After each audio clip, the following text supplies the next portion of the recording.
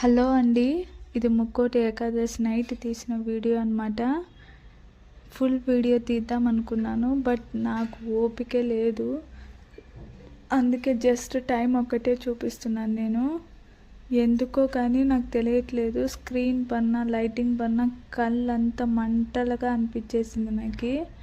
అందుకోసమే నేను మొత్తం వీడియో తీయలేకపోయాను, జస్ట్ టైం ఒక్కటే చూపించాను. ఉపవాసం ఉన్న వాళ్ళు ఖచ్చితంగా నైట్ జాగారం చేస్తేనే ఫలితం ఉంటుందని మా అమ్మ చెప్పిందనమాట. అందుకోసమే నైట్ మొత్తం ఇంకా జాగారం చేద్దామని గట్టిగా ఫిక్స్ అయిపోయాను. ఏదో అలా దేవుని కోసం ప్రసాదము అలా శ్లోకాలు చదువుకుంటూ 4:30 వరకు నేను ఉండిపోయాను.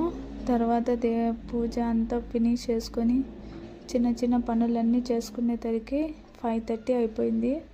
తర్వాత నేను ఖచ్చితంగా 5:30, 6 అంతా పడుకుని లేసాను.